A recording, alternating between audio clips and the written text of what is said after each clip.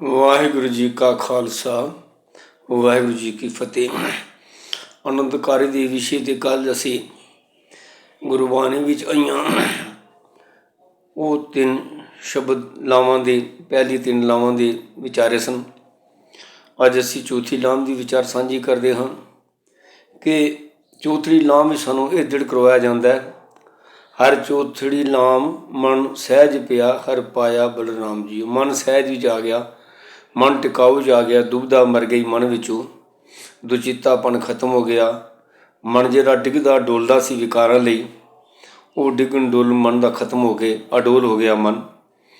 ਹਰ ਚੌਥੜੀ ਨਾਮ ਮਨ ਸਹਿਜ ਪਿਆ, ਉਹ ਡਾਵਾਂ ਡੋਲ ਅਵਸਥਾ ਤੋਂ ਮੁਕਤ ਹੋ ਕੇ ਸਹਿਜ ਦੀ ਅਵਸਥਾ ਪ੍ਰਾਪਤ ਹੋ ਗਈ। ਹਰ ਪਾਇਆ ਬਲਰਾਮ ਜੀ, ਜਦੋਂ ਉਹ ਪਰਮਾਤਮਾ ਪ੍ਰਾਪਤ ਕਰ ਲਿਆ। ਗੁਰਮੁਖ ਮਿਲਿਆ ਸੁਭਾਏ, ਹਰ ਮਨ ਤਨ ਮੀਠਾ ਲਾਇਆ ਬਲਰਾਮ ਜੀ। ਹੁਣ ਉਹ ਗੁਰਮੁਖ ਪਰਮਾਤਮਾ ਮਿਲ ਪਿਆ ਅਤੇ ਗ੍ਰਸਤੀ ਵਿੱਚ ਗੁਰਮੁਖ ਸਾਥੀ ਇੱਕ ਦੂਜੇ ਨਾਲ ਮਿਲਦੇ ਨੇ ਅਤੇ ਮਨ ਤਨ ਨੂੰ ਇਹ ਗੱਲ ਮਿੱਠੀ ਲੱਗਦੀ ਹੈ। ਗੁਰਮੁਖਾਂ ਦਾ ਸਾਥ, ਗੁਰਮੁਖ ਇਸਤਰੀ ਜਾਂ ਗੁਰਮੁਖ ਪਤੀ ਆਪਸ ਵਿੱਚ ਮਿਲਦੇ ਨੇ, ਉਹਨਾਂ ਨੂੰ ਇਹ ਗੱਲ ਮਨ ਤਨ ਨੂੰ ਮਿੱਠੀ ਲੱਗਦੀ ਹੈ। ਹਰ ਮੀਠਾ ਲਾਇਆ ਮੇਰਾ ਪ੍ਰਭ ਪਾਇਆ, ਅਣ ਦਿਨ ਹਰ ਲਿਵ ਲਾਈ। ਉਹਨਾਂ ਨੂੰ ਫਿਰ ਜਦੋਂ ਪਰਮਾਤਮਾ ਵੀ ਮਿੱਠਾ ਲੱਗ ਪੈਂਦਾ ਤੋ ਦਿਨ ਰਾਤ ਉਸ ਪਰਮਾਤਮਾ ਦੀ ਸੁਰਤੀ ਜੁੜਦੀ ਹੈ। ਹਰ ਲਿਵ ਲਾਈ, ਉਧਰ ਲਿਵ ਲੱਗਦੀ ਹੈ। ਮੋਹ ਮਾਇਆ ਨਾਲੋਂ ਲਿਵ ਤੋੜ ਕੇ ਅਸੀਂ ਪਿੱਛੇ ਵਿਸ਼ਾ ਵਿਚਾਰ ਰਹੇ। ਲਿਵ ਧਾਤ ਦੋਏ ਰਾਹ ਹੈ, ਉਹ ਧਾਤ ਦੇ ਮਾਰਗ ਤੋਂ ਉੱਪਰ ਉੱਠ ਕੇ ਲਿਵ ਦੇ ਮਾਰਗ 'ਤੇ ਆਉਂਦੇ ਨੇ। ਮਨ ਚਿੰਦਿਆ ਫਲ ਪਾਇਆ ਸੁਆਮੀ, ਹਰ ਨਾਮ ਵਜੀ ਵਾਧਾਈ। ਹੁਣ ਮਨ ਚਿਤ ਪਿਆ, ਫਲ ਪ੍ਰਾਪਤ ਹੋ ਗਿਆ, ਭਾਵ ਉਹ ਦਿਲ ਦੀ ਖੁਸ਼ੀ, ਉਹ ਆਤਮਿਕ ਆਨੰਦ ਜਿਸ ਉਲਾਰੇ ਲਈ ਅਸੀਂ ਤਰਸਦੇ ਸਾਂ, ਉਹ ਪ੍ਰਾਪਤ ਹੋ ਗਿਆ ਅਤੇ ਮਾਨੋ ਮਨ ਵਿੱਚ ਵਧਾਈਆਂ ਵਜੀਆਂ। ਹੁਣ ਤਾਂ ਜੀ ਕਰਦਾ ਕੋਈ ਸਾਨੂੰ ਇਸ ਖੁਸ਼ੀ ਦੇ ਮੌਕੇ 'ਤੇ ਆ ਕੇ ਵਧਾਈ ਦੇਵੇ, ਇਸ ਚੜ੍ਹਦੀ ਕਲਾ ਦੀ ਅਵਸਥਾ ਦੀ ਵਧਾਈ ਦੇਵੇ। ਹਰ ਪ੍ਰਭ ਠਾਕੁਰ ਕਾਜ ਰਚਾਇਆ, ਤਨ ਹਿਰਦੈ ਨਾਮ ਵਿਗਾਸੀ। ਉਸ ਪਰਮਾਤਮਾ ਨੇ ਹੀ ਇਹ ਕਾਜ ਰਚਾਇਆ ਕਿ ਤਨ ਹਿਰਦੈ ਨਾਮ ਵਿਗਾਸੀ। ਜੀਵ ਆਤਮਾ ਰੂਪੀ ਇਸਤਰੀ ਹਿਰਦੇ ਵਿੱਚ ਵਿਕਾਸ ਵਿੱਚ ਆ ਗਈ, ਖਿੜਾਓ ਵਿੱਚ ਆ ਗਈ, ਖੁਸ਼ੀ ਵਿੱਚ ਉਲਾਰੇ ਵਿੱਚ ਆ ਗਈ। ਹਰ ਪ੍ਰਭ ਠਾਕੁਰ ਕਾਜ ਰਚਾਇਆ। ਪਰਮਾਤਮਾ ਨੇ ਐਸਾ ਕਾਰਜ ਕੀਤਾ, ਐਸਾ ਕਾਜ ਰਚਾਇਆ ਕਿ ਆਪਣੇ ਨਾਲ ਸੰਜੋਗ ਕਰਕੇ ਜੀਵ ਆਤਮਾ ਅਤੇ ਪਰਮਾਤਮਾ ਦੇ ਸੁਮੇਲ ਨਾਲ ਇਹ ਹਿਰਦੇ ਵਿੱਚ ਵਿਕਾਸ ਪੈਦਾ ਹੋਇਆ, ਖੁਸ਼ੀ ਖੇੜਾ ਪੈਦਾ, ਆਨੰਦ ਦੀ ਅਵਸਥਾ ਪੈਦਾ ਹੋਈ। ਜਨ ਨਾਨਕ ਬੋਲੇ ਚੌਥੀ ਲਾਵੈ, ਹਰ ਪਾਇਆ ਪ੍ਰਭ ਬਨਾਸ਼ੀ। ਇਹ ਚੌਥੀ ਲਾਮ ਸਾਨੂੰ ਇਹ ਦ੍ਰਿੜ ਕਰਵਾਉਂਦੀ ਹੈ ਕਿ ਚੌਥੀ ਲਾਮ ਵਿੱਚ ਆ ਕੇ ਹਰ ਪਾਇਆ ਪ੍ਰਭ ਅਵਿਨਾਸ਼ੀ, ਉਹ ਪਰਮਾਤਮਾ ਜਿਹੜਾ ਕਦੇ ਨਾਸ਼ ਨਹੀਂ ਹੁੰਦਾ, ਉਹਦੀ ਪ੍ਰਾਪਤੀ ਜੋ ਆਦਿ ਸੱਚ ਜੁਗਾਦ ਸੱਚ ਹੈ, ਵੀ ਸੱਚ ਨਾਨਕ ਹੋਸੀ ਵੀ ਸੱਚ ਹੈ। ਲਾਵਾਂ ਦਾ ਪਾਠ ਭਾਈ ਜੀ ਪਾਠ ਕਰਦੇ ਨੇ, ਰਾਗੀ ਸਿੰਘ ਲਾਵਾਂ ਦਾ ਕੀਰਤਨ ਗਾ ਛੱਡਦੇ ਨੇ। ਅਸੀਂ ਲੋਕ ਗੁਰਸਿੱਖ ਲੋਕ ਜਿਹੜੇ ਕਿ ਅਸੀਂ ਗ੍ਰਸਤੀ ਵਿੱਚ ਵੱਜਦੇ ਹਾਂ, ਕੋਈ ਵਿਰਲੀ ਜੋੜੀ ਹੋਵੇਗੀ ਸੈਂਕੜਿਆਂ ਵਿੱਚੋਂ ਕਿ ਉਹਦਾ ਧਿਆਨ ਇੱਧਰ ਹੋਵੇਗਾ ਕਿ ਇਹ ਚੌਥੀ ਲਾਮ ਜਾਂ ਪਹਿਲੀ ਤੋਂ ਚੌਥੀ ਲਾਮ ਤੱਕ ਸਾਨੂੰ ਕੀ ਮਾਰਗਦਰਸ਼ਨ ਕਰਵਾਇਆ ਗਿਆ। ਆਮ ਹਾਲਤ ਇਹ ਹੈ ਕਿ ਦੁਨੀਆ ਦੀ ਸੁਰਤ ਹੀ ਨਹੀਂ, ਪਤਾ ਹੀ ਨਹੀਂ ਕਿ ਅਸੀਂ ਕਿਹੜਾ ਕਾਰਜ ਵੱਜ ਰਹੇ ਹਾਂ। ਬਸ ਅਸੀਂ ਆਮ ਸੰਸਾਰ ਦੀ ਤਰ੍ਹਾਂ ਕਿਸੇ ਨੇ ਵਿਆਹ ਕਰ ਲਿਆ, ਕਿਸੇ ਨੇ ਨਿਕਾਹ ਕਰ ਲਿਆ ਤਾਂ ਅਸੀਂ ਇਸ ਤਰ੍ਹਾਂ ਆਨੰਦ ਕਾਰਜ ਕਰ ਲਿਆ। ਉਹਦੇ ਨਾਲੋਂ ਵੱਧ ਅਸੀਂ ਗੁਰਮਤ ਅਨੁਸਾਰ ਜੋ ਆਨੰਦ ਕਾਰਜ ਦਾ ਮਹੱਤਵ ਹੈ ਉਹ ਅਸੀਂ ਨਹੀਂ ਸਮਝੇ। ਇਸੇ ਵਾਸਤੇ ਸਾਡੇ ਗ੍ਰਸਤੀ ਜੀਵਨਾਂ ਵਿੱਚ ਵੀ ਹੋਰ ਅਨੁਮਤੀ ਲੋਕਾਂ ਦੀ ਤਰ੍ਹਾਂ ਉਹ ਜਿਸ ਤਰ੍ਹਾਂ ਉਹ ਖੁਸ਼ੀ ਖੇੜੇ ਤੋਂ ਵਾਂਝੇ ਰਹਿ ਕੇ, ਇਸ ਆਨੰਦ ਦੀ ਅਵਸਥਾ ਤੋਂ ਵਾਂਝੇ ਰਹਿ ਕੇ ਗ੍ਰਸਤੀ ਵਿੱਚ ਕਈ ਕਿਸਮ ਦੇ ਕਲੇਸ਼ ਛੇੜ ਰਹੇ ਨੇ। ਕਿਤੇ ਬੀਵੀਆਂ ਦੁਖੀ ਨੇ, ਕਿਤੇ ਪਤੀ ਦੁਖੀ ਨੇ, ਕੋਈ ਦਾਜ ਲਈ ਮਰ ਰਿਹਾ, ਕੋਈ ਖੂਬਸੂਰਤੀ ਲਈ ਮਰ ਰਿਹਾ, ਕੋਈ ਪਰ ਇਸਤਰੀ ਪਰ ਗ੍ਰਹਿ ਵਾਲੇ ਪਾਸੇ ਝਾਕਾਂ ਮਾਰ ਰਿਹਾ, ਕੋਈ ਇਸਤਰੀ ਪਰ ਗ੍ਰਹਿ ਵਾਲੇ ਪਾਸੇ ਝਾਕਾਂ ਮਾਰ ਰਹੀ ਹੈ, ਆਪਣਾ ਆਚਰਨ ਗਿਰਾ ਕੇ ਇੱਕ ਦੂਜੇ ਨਾਲ ਬੇਫਾਈਆਂ ਕਰਕੇ। ਜਿਸ ਤਰ੍ਹਾਂ ਉਹ ਦੁਖੀ ਨੇ, ਇਸ ਤਰ੍ਹਾਂ ਅਸੀਂ ਲੋਕ ਵੀ ਜਦੋਂ ਗੁਰਮਤਿ ਦੇ ਮਾਰਗ ਵਾਲਾ ਆਨੰਦ ਕਾਰਜ ਨਾ ਸਮਝ ਕੇ, ਇਸ ਨੂੰ ਕੇਵਲ ਇੱਕ ਵਿਆਹ ਹੀ ਸਮਝ ਕੇ ਔਰ ਘਰ ਗ੍ਰਸਤੀ ਭੋਗ ਬਿਲਾਸ ਅਤੇ ਬਾਲ ਬੱਚੇ ਦੀ ਪੈਦਾਇਸ਼ ਤੇ ਇਸ ਕੰਮ ਲਈ ਹੀ ਇਹ ਸਮਝ ਲੈਂਦੇ ਹਨ, ਤਾਂ ਉਸ ਵੇਲੇ ਫਿਰ ਇਹ ਸਾਡਾ ਜੀਵਨ ਜਿਹੜਾ ਆਨੰਦ ਕਾਰਜ ਨਹੀਂ ਬਣਦਾ। ਇਹ ਸਾਡੀ ਗ੍ਰਸਤੀ ਜ਼ਿੰਦਗੀ ਆਨੰਦ ਕਾਰਜ ਨਹੀਂ ਬਣਦੀ, ਇਹ ਕਲੇਸ਼ ਦਾ ਕਾਰਜ ਬਣਦੀ ਹੈ। ਤਾਂ ਇਹ ਜ਼ਰੂਰੀ ਹੈ ਕਿ ਅਸੀਂ ਇਹ ਗੱਲ ਸਮਝੀਏ ਇਹਨਾਂ ਚਾਰ ਲਾਵਾਂ ਦੇ ਜ਼ਰੀਏ ਕਿ ਸਭ ਤੋਂ ਪਹਿਲਾਂ ਅਸੀਂ ਆਪਣੇ ਜੀਵਨ ਦਾ ਮਨੋਰਥ ਸਮਝਣਾ ਹੈ ਕਿ ਪਰਮਾਤਮਾ ਦੀ ਪ੍ਰਾਪਤੀ ਲਈ ਆਇਆ। ਔਰ ਅਸੀਂ ਹਰ ਪਹਿਲੇ ਰਾਮ ਪ੍ਰਵਿਰਤੀ ਕਰਮ ਦ੍ਰਿੜਾਇਆ ਬਲਰਾਮ ਜੀ। ਪ੍ਰਵਿਰਤੀ ਕਰਮ ਦ੍ਰਿੜ ਕਰਨਾ ਪਹਿਲੇ ਨੰਬਰ 'ਤੇ।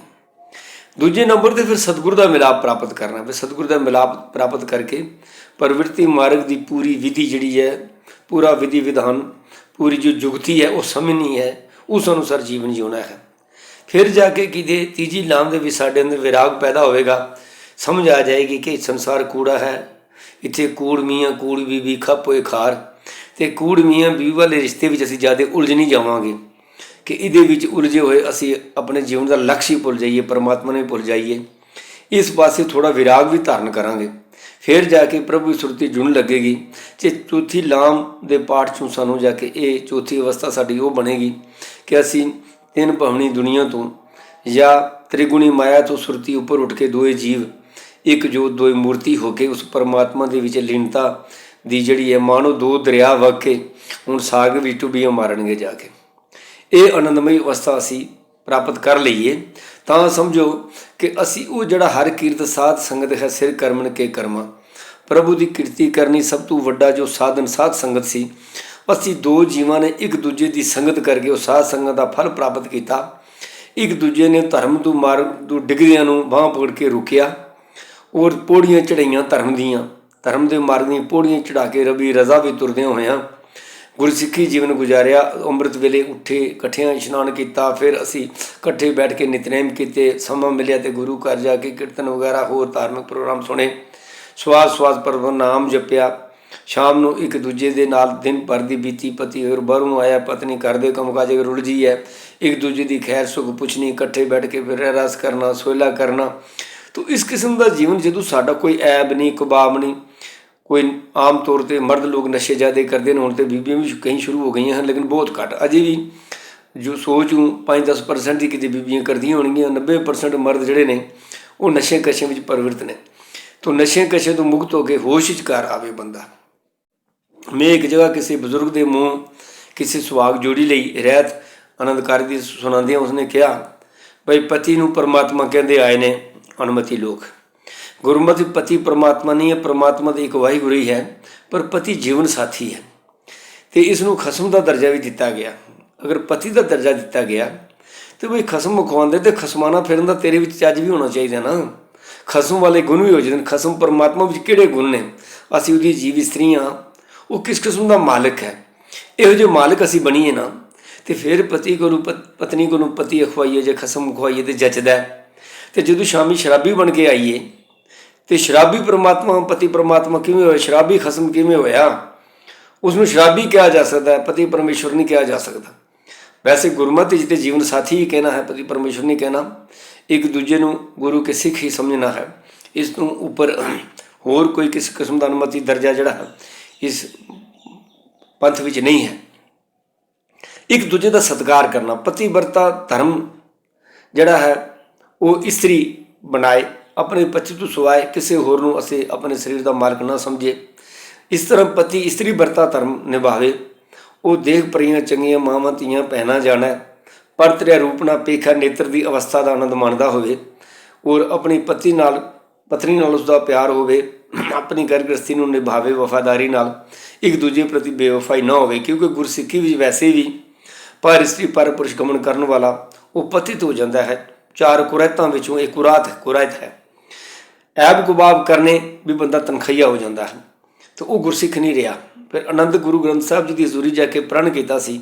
ਅਸੀਂ ਗੁਰੂ ਗ੍ਰੰਥ ਸਾਹਿਬ ਦੀ ਬਾਣੀ ਅਨੁਸਾਰ ਉੱਥੇ ਮਰਿਆਦਾ ਸੁਣੀ ਸੀ ਆਨੰਦਕਾਰੀ ਦੀ। ਫਿਰ ਉਹ ਜਦੋਂ ਨਾ ਨਿਭਾਈ ਫਿਰ ਸੁੱਖ ਆਨੰਦ ਕਿੱਥੇ ਹੋਏਗਾ? ਜੇ ਅਸੀਂ ਸੱਚਮੁੱਚ ਹੀ ਗੁਰੂ ਗ੍ਰੰਥ ਸਾਹਿਬ ਨੂੰ ਆਪਣਾ ਗੁਰੂ ਜਾਣ ਕੇ ਉਹਨਾਂ ਦੇ ਦੁਆਲੇ ਚੱਕਰ ਲਗਾ ਕੇ ਉਹਨਾਂ ਦੀ ਪਰਿਕਰਮਾ ਕਰਕੇ ਅਸੀਂ ਆਨੰਦ ਕਾਰਜ ਕਰੀਏ, ਫਿਰ ਦਿਲੋਂ ਮਨਾਂ ਉਹਨਾਂ ਦਾ ਸਤਿਕਾਰ ਵੀ ਕਰੀਏ, ਉਹਨਾਂ ਦੇ ਹੁਕਮਾਂ ਅਨੁਸਾਰ ਇੱਕ ਦੂਜੇ ਨਾਲ ਨਿਭੀਏ, ਅਤੇ ਕਦੀ ਵੀ ਨਹੀਂ ਹੋ ਸਕਦਾ ਵੀ ਇਹ ਕਾਰਜ ਮਹਾਨ ਆਨੰਦ ਦਾ ਕਾਰਜ ਨਾ ਬਣ ਜਾਵੇ ਔਰ ਦੋਏ ਜੀਅ ਮਿਲ ਕੇ ਉਸ ਰੱਬੀ ਜੋਤ ਵਿੱਚ ਚੁੱਭੀਆਂ ਲਾ ਕੇ ਆਨੰਦ ਭਰਿਆ ਜੀਵਨ ਨੂੰ ਗੁਜ਼ਾਰਨ। ਇਹ ਕਦੇ ਹੋ ਹੀ ਨਹੀਂ ਸਕਦਾ। ਤਾਂ ਇਹ ਸਪਸ਼ਟ ਹੈ ਕਿ ਅਸੀਂ ਆਪ ਗੁਰਮਤਿ ਤੋਂ ਤਿਲਕ ਜਾਂਦੇ ਹਾਂ, ਜਿਹਦੇ ਕਾਰਨ ਸਾਡੀ ਗ੍ਰਸਤੀ ਜਿਹੜੀ ਹੈ ਇਹ ਵੀ ਖਿਸਕਣ ਲੱਗ ਪੈਂਦੀ ਹੈ, ਇਹ ਵੀ ਆਨੰਦ ਦੇ ਕਾਰਜ ਤੋਂ ਹੇਠਲੀ ਪੱਧਰ 'ਤੇ ਜਾ ਡਿੱਗਦੀ ਹੈ। ਇਸ ਤੋਂ ਇਲਾਵਾ ਆਨੰਦਕਾਰੀ ਦੇ ਸਮੇਂ ਅਸੀਂ ਬਹੁਤ ਸਾਰੀਆਂ ਅਣਮਤੀ ਬੇਮਤਲਬ ਦੀਆਂ ਰਿਸਮਾਂ ਲਗ ਮੂਰਤਾਂ ਕਢਾਣੇ, ਜਾ ਕੇ ਵਿਆਹ ਦੇ ਸਾਹ ਕਢਾਣੇ। ਗੁਰਬਤ ਵਿੱਚ ਤੇ ਸਭੇ ਕਾਇ ਸੁਹੇਲੜੀ ਥੀਏ ਗੁਰੂ ਨਾਨਕ ਸਤਿਗੁਰੂ ਤੁੱਠਾ। ਜੋ ਗੁਰੂ ਨਾਨਕ ਤੁੱਠ ਪਏ ਅਤੇ ਪ੍ਰਭੂ ਦੇ ਲੜ ਲਾ ਦੇਵੇ ਤਾਂ ਸਾਰੇ ਕਾਇ ਸੁਹੇਲੇ ਸਭੇ ਕਾਇ ਸੁਹੇਲੜੇ।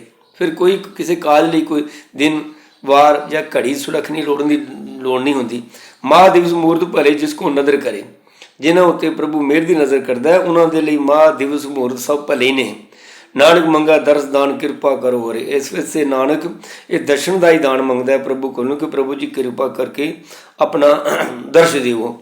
ਤੋ ਅਸੀਂ ਇਹ ਜਿਹੜੇ ਮੂਰਤ ਕਢਾਉਂਦੇ ਫਿਰੀਏ, ਪੰਡਤਾਂ ਕੋਲੋਂ ਸਾਹ ਕਢਾਉਂਦੇ ਫਿਰੀਏ, ਇਹ ਗੁਰਸਿੱਖਾਂ ਦੇ ਕੰਮ ਨਹੀਂ। ਸਾਹਾ ਗਣੇ ਨਾ ਕਰੇ ਵਿਚਾਰ, ਸਾਹੇ ਉੱਪਰ ਏਕ ਓਂਕਾਰ। ਜਿਹੜੇ ਇੱਕ ਓਂਕਾਰ ਪ੍ਰਮਾਤਮਾ ਨਾਲ ਜੁੜਦੇ ਨੇ ਉਹ ਇਹ ਸਾਹ ਨਹੀਂ ਕਢਾਉਂਦੇ ਫਿਰਦੇ। ਸਾਹ ਦਾ ਮਤਲਬ ਉਹ ਸ਼ੁਭ ਮੂਰਤ ਘੜੀ, ਜਿਸ ਘੜੀ ਨਾਲ ਕਾਜ ਹੋਣਾ ਚਾਹੀਦਾ, ਵਿਆਹ ਹੋਣਾ ਚਾਹੀਦਾ, ਇਹ ਅਣਮਤੀ ਰਸਮ ਹੈ। ਜਿਸ ਗੁਰੂ ਮਿਲਿਆ ਸੋਈ ਵਿਦ ਜਾਣਾ। ਜਿਹੜਾ ਗੁਰੂ ਨੂੰ ਮਿਲਦਾ ਹੈ, ਗੁਰੂ ਨੂੰ ਭੇਟਦਾ ਹੈ, ਗੁਰੂ ਦੇ ਮੱਤ 'ਤੇ ਤੁਰਦਾ ਹੈ, ਉਹੀ ਸਹੀ ਜੀਵਨ ਦੀ ਵਿਧੀ ਜਾਣਦਾ ਹੈ। ਗੁਰਮੁਖ ਦਿਖਾਏ ਤਾਂ ਹੁਕਮ ਪਛਾਣਿਆ। ਉਹ ਗੁਰਮਤਿ ਪੁਰ ਤੁਰੇ ਤਾਂ ਹੀ ਹੁਕਮ ਪਛਾਣੇਗਾ ਨਾ ਕਿ ਉਹਦੇ ਲਈ ਕੀ ਹੁਕਮ ਹੈ, ਉਹਨੇ ਕਿਵੇਂ ਦੀ ਗ੍ਰਸਤੀ ਗੁਜ਼ਾਰਨੀ ਹੈ, ਕਿਹੋ ਜਿਹਾ ਦਿਨ, ਕਿਹੜੇ ਦਿਨ ਨੂੰ ਭਲਾ ਬੁਰਾ ਕੁਝ ਸਮਝਣਾ ਜਾਂ ਨਹੀਂ ਸਮਝਣਾ। ਗਣ ਗਣ ਜੋਤ ਕਾਂਡੀ ਕੀਨੀ, ਪੜਾ ਸੁਣਾਵੇ ਤਤ ਨਾ ਚੀਨੀ। ਜਿਹੜੇ ਗਿਣ ਗਿਣ ਕੇ ਮੁਹੂਰਤ ਲੱਗ ਤੇ ਸ਼ੁਭ ਮੁਹੂਰਤ ਗਿਣ ਗਿਣ ਕੇ ਜੋਤ ਕਾਂਡੀ ਮਤਲਬ ਪਤਰੀ ਵਾਜ ਕੇ ਤੇ ਦਿਨ ਫਿਕਸ ਕਰਦੇ ਨੇ, ਪੜਾ ਸੁਣਾਵੇ ਤਤ ਨਾ ਚੀਨੀ। ਉਹ ਆਪ ਪੜ੍ਹਦੇ ਨੇ, ਲੋਕਾਂ ਨੂੰ ਸੁਣਾਉਂਦੇ ਫਿਰਦੇ ਨੇ ਸ਼ੁਭ ਮੁਹੂਰਤ ਇਹ ਤੇ ਅਸ਼ੁਭ ਇਹ ਹੈ, ਪਰ ਆਪ ਉਹ ਤਤ ਗੱਲ ਨਹੀਂ ਜਾਣਦੇ ਕਿ ਜ਼ਿੰਦਗੀ ਸਹੀ ਮੈਨੇ ਵੀ ਸ਼ੁਭ ਕਿਵੇਂ ਬਣਦੀ ਹੈ। ਸਭ ਸੇ ਉੱਪਰ ਗੁਰ ਸ਼ਬਦ ਵਿਚਾਰ, ਹੋਰ ਕਥਨੀ ਵਧੂ ਨਾ ਸਗਲੀ ਛਾਰ। ਸਭ ਤੋਂ ਉੱਪਰ ਗੁਰੂ ਦੇ ਸ਼ਬਦ ਦੀ ਹੀ ਵਿਚਾਰ ਹੈ, ਇਸ ਤੋਂ ਉੱਪਰ ਹੋਰ ਕੋਈ ਵਿਚਾਰ ਨਹੀਂ। ਇਸ ਤੋਂ ਬਾਅਦ ਬਹੁਤ ਫਜ਼ੂਲ ਖਰਚਿਆਂ ਤੋਂ ਵੀ ਬਚਣਾ ਚਾਹੀਦਾ ਹੈ। ਵਿਆਹ ਤੋਂ ਪਹਿਲਾਂ ਘਰਾਂ ਵਿੱਚ ਲੱਚਰ ਗੀਤਾਂ ਦੇ ਪ੍ਰੋਗਰਾਮ ਦੀ ਥਾਂ ਸ਼ਬਦ ਕੀਰਤਨ ਅਤੇ ਸ਼ਬਦ ਵਿਚਾਰ ਦੇ ਪ੍ਰੋਗਰਾਮ ਰੱਖਣੇ ਚਾਹੀਦੇ ਹਨ। ਬੇਹੁਦਾ ਭਾਂਗੜਿਆਂ ਆਦਿ ਤੋਂ ਫੈਸ਼ਨ ਪ੍ਰਸਤੀ ਅਤੇ ਠੀਕ ਤਰ੍ਹਾਂ ਨਗੇਜ ਨਾ ਢੱਕਣ ਵਾਲੇ ਲਿਬਾਸਾਂ ਤੋਂ ਵੀ ਪਰਹੇਜ਼ ਕਰਨੀ ਚਾਹੀਦੀ ਹੈ। ਵਿਆਹ ਵਿੱਚ ਨਸ਼ਿਆਂ ਦੀ ਵਰਤੋਂ ਤਾਂ ਸਿੱਖੀ ਨਾਲ ਦੁਸ਼ਮਣੀ ਕਰਨ ਵਾਲੀ ਗੱਲ ਹੈ। ਇੱਕ ਪਾਸੇ ਪ੍ਰਚਾਰਕ ਚੀਜ਼ਾਂ ਦੇ ਘੰਟਾ ਘੰਟਾ ਬੋਲ ਬੋਲ ਕੇ ਲੋਕਾਂ ਨੂੰ ਨਸ਼ਿਆਂ ਤੋਂ ਮੁਕਤ ਕਰਨ ਦੀ ਕੋਸ਼ਿਸ਼ ਕਰਦੇ ਨੇ, ਦੂਜੇ ਪਾਸੇ ਵਿਆਹ ਸ਼ਰਾਬਾਂ ਦੇ ਸਟਾਲ ਲਾ ਕੇ ਅਸੀਂ ਸਾਰੀ ਰਿਸ਼ਤੇਦਾਰੀ ਨੂੰ ਸ਼ਰਾਬੀ ਬਣਾ ਕੇ ਭੇਜਦੇ ਹਾਂ। ਇਹ ਕਿਹਾ ਸਿੱਧੀ ਗੁਰਸਿੱਖੀ ਦੀ ਤੋਹੀਨ ਨਹੀਂ ਕਰਦੇ, ਅਸੀਂ ਤਾਂ ਜੇਣੀ ਉਹਨਾਂ ਦੇ ਆਪਣੇ ਧਾਰਮਿਕ ਮਰਿਆਦਾ ਦੀ। ਕਿਤੇ ਉਹ ਉੱਚਾ ਸੁੱਚਾ ਆਨੰਦ ਕਾਰਜ ਦਾ ਮਨੋਰਥ, ਕਿਤੇ ਇਹ ਗੁਰਮਤਿ ਦੇ ਉਲਟ ਕਰਮ। ਕੋਈ ਆਪਸੀ ਸੰਬੰਧ ਨਹੀਂ ਹੈ। ਲੜਕੀ ਵਾਲਿਆਂ ਤੋਂ ਦਹੇਜ ਆਦਿ ਦੀਆਂ ਮੰਗਾਂ ਕਰਨੀਆਂ ਤਾਂ ਭੁੱਖੇਪਣ ਦਾ ਸਬੂਤ ਦੇਣਾ ਹੈ। ਗੁਰਸਿੱਖ ਇੱਕ ਰੱਜਿਆ ਭੱਜਿਆ ਇਨਸਾਨ ਹੈ। ਉਹ ਰਾਜ ਨਾ ਚਾਹੂੰ ਮੁਕਤ ਨਾ ਚਾਹੂੰ, ਮਨ ਪ੍ਰੀਤ ਚਰਨ ਕਮਲਾਰੇ। ਜਿਹੜਾ ਰਾਜ ਪਾਠ ਲਈ ਨਹੀਂ ਵਿਕਦਾ, ਜਿਹੜਾ ਮੁਕਤੀ ਲਈ ਵੀ ਨਹੀਂ ਜਿਸਦਾ ਮਨ ਵਿਕਦਾ, ਉਹ ਕਿੱਥੇ ਦਾਜਾਂ ਪਿੱਛੇ ਭੁੱਖਾ ਮਰਿਆ ਫਿਰੇ। ਇਹ ਗੁਰਸਿੱਖੀ ਹੈ ਕਿ ਇਸ ਤਰ੍ਹਾਂ ਦੀਆਂ ਬੇਅੰਤ ਗਲਤ ਰੀਤੀਆਂ ਰਸਮਾਂ ਅਸੀਂ ਸਿੱਖ ਲੋਕ ਵੀ ਕਰਨਾ ਸ਼ੁਰੂ ਹੋ ਗਏ ਹਾਂ। ਜਿਨ੍ਹਾਂ ਰੀਤਾਂ ਰਸਮਾਂ ਵਿੱਚ ਉੱਪਰ ਅਸੀਂ ਜੋ ਪਿੱਛੇ ਵਿਚਾਰਾਂ ਕਰ ਆਏ ਹਾਂ, ਆਨੰਦ ਕਾਰਜ ਦੇ ਲਕਸ਼ ਨਾਲ ਕੋਈ ਸੰਬੰਧ ਨਾ ਹੋਵੇ, ਉਹ ਸਭ ਕਰਨੀਆਂ ਸਾਡੀਆਂ ਮਨਮਤਾਂ ਹਨ, ਗੁਰਮਤ ਨਹੀਂ ਹੈ। ਨਾ ਹੀ ਇਹਨਾਂ ਕਰਮਾਂ ਦੀ ਸਿਗਰੈਤ ਮਰਦਾ ਆਗਿਆ ਦਿੰਦੀ ਹੈ। ਬਰਾਤਾਂ ਅਵਲ ਤਾਂ ਨਾ ਹੀ ਚੜ੍ਹਾਈਆਂ ਜਾਣ ਤਾਂ ਬਹੁਤ ਚੰਗਾ ਹੈ। ਦੋਵੇਂ ਧਿਰਾਂ ਕਿਸੇ ਵੀ ਗੁਰੂ ਘਰ ਵਿੱਚ ਇਕੱਠੀਆਂ ਹੋ ਜਾਣ, ਉੱਥੇ ਸਤਸੰਗਤ ਕਾਇਮ ਕਰਕੇ ਆਨੰਦ ਕਾਰਜ ਕਰਕੇ ਉੱਥੇ ਹੀ ਲੰਗਰ ਵਗੈਰਾ ਛਕ ਕੇ ਘਰਾਂ ਨੂੰ ਤੁਰ ਜਾਣ। ਇਹ ਕਈ ਸਟਾਲ ਬਾਜ਼ਾਰਾਂ ਦੀ ਤਰ੍ਹਾਂ ਲਗਾ ਕੇ ਤੇ ਐਵੇਂ ਲੋਕਾਂ ਦੇ ਪੇਟ ਖਰਾਬ ਕਰਨ ਵਾਲੀ ਗੱਲ ਹੈ। ਫਜ਼ੂਲ ਦੇ ਖਰਚੇ, ਗਹਿਣੇ ਗਾਟੇ, ਨਾਕਾਂ ਛੇਦੇ ਗਾਣੇ ਪਾਉਣ ਦੇ ਉਂਝ ਵੀ ਗੁਰਸਿੱਖਾਂ ਨੂੰ ਮਨਾ ਨੇ। ਇਸ ਕਿਸਮ ਦੀ ਫੈਸ਼ਨ ਪ੍ਰਸਤੀਆਂ ਗਲਤ ਰਸਮ ਰਿਵਾਜ਼ਾਂ ਤੋਂ ਸਾਨੂੰ ਬਚਿਆ ਜਾਵੇ, ਤਾਂ ਹੀ ਸਾਡੇ ਜਿਹੜੇ ਜੀਵਨ ਜਿਹੜੇ ਹਨ ਇਹ ਆਨੰਦਮਈ ਬਣਨਗੇ, ਆਨੰਦ ਕਾਰਜ ਬਣਨਗੇ। ਬਾਕੀ ਜਿਨ੍ਹਾਂ ਨੂੰ ਆਨੰਦ ਕਾਰਜ ਦਾ ਲਕਸ਼ ਸਮਝ ਆ ਗਿਆ, ਉਹਨਾਂ ਨੂੰ ਤਾਂ ਇਹ ਸਮਝਾਉਣ ਦੀ ਲੋੜ ਨਹੀਂ ਪੈਂਦੀ ਕਿ ਕਿਸੇ ਬੇਟੀ ਨੂੰ ਨੂੰਹ ਬਣ ਕੇ ਆਪਣੇ ਸੱਸ ਸਹੁਰੇ ਦੀ, ਦੇਰਾਂ ਜੇਠਾਂ ਦੀ, ਉਸ ਸਹੁਰੇ ਪਰਿਵਾਰ ਦੀ ਇੱਜ਼ਤ ਕਿਵੇਂ ਦੀ ਕਰਨੀ ਚਾਹੀਦੀ ਹੈ, ਜਾਂ ਲੜਕੇ ਨੂੰ ਆਪਣੀ ਘਰ ਵਾਲੀ ਜਿਹੜੀ ਹੈ ਉਹਦੇ ਮਾਤਾ ਪਿਤਾ, ਉਹਦੇ ਭੈਣਾਂ ਭਾਈ ਸਾਥੀਆਂ ਨੇ ਕਿਵੇਂ ਨਹੀਂ ਬਣਾਉਣਾ ਚਾਹੀਦਾ। ਇਹ ਤਾਂ ਬੜੀਆਂ ਥੋੜ੍ਹੀਆਂ ਉਰੇ ਪੱਖ ਦੀਆਂ ਗੱਲਾਂ ਨੇ। ਜਿਨ੍ਹਾਂ ਨੂੰ ਗੁਰਮਤਿ ਦੀ ਸਮਝ ਆ ਗਈ, ਉਹ ਤਾਂ ਸਾਰੇ ਸੰਸਾਰ ਦਾ ਸਭ ਕੋ ਉਮੀਦ ਹਮ ਆਪਨ ਕੀਨਾ, ਹਮ ਸਭਨਾ ਕੇ ਸਾਜਨ। ਸਾਰੀ ਦੁਨੀਆ ਨੂੰ ਸੱਜਣ ਮਿੱਤਰ ਸਮਝ ਕੇ ਕਿਸੇ ਨਾਲ ਬੈਰ ਵਿਰੋਧ, ਕਿਸੇ ਨਾਲ ਕੋਈ ਨਫ਼ਰਤ, ਕਿਸੇ ਨਾਲ ਕੋਈ ਈਰਖਾ ਨਹੀਂ ਕਰਦੇ। ਸਾਰੇ ਵਿੱਚ ਰੱਬ ਸਭ ਮੇਂ ਜੋ ਤੈ ਸੋ ਤੀਸਦਾ ਚਾਨੋ, ਸਭ ਮੇਂ ਚਾਨੋ। ਦੇਖਣ ਵਾਲਿਆਂ ਨੂੰ ਇਹ ਛੋਟੀਆਂ ਗੱਲਾਂ ਸਮਝਾਉਣ ਦੀ ਲੋੜ ਨਹੀਂ ਹੈ। ਅਸੀਂ ਲਕਸ਼ ਸਮਝ ਲਈਏ, ਆਨੰਦ ਕਾਰਜ ਦਾ ਲਕਸ਼ ਕੀ ਹੈ। ਵਾਹਿਗੁਰੂ ਜੀ ਕਾ ਖਾਲਸਾ, ਵਾਹਿਗੁਰੂ ਜੀ ਕੀ ਫਤਿਹ।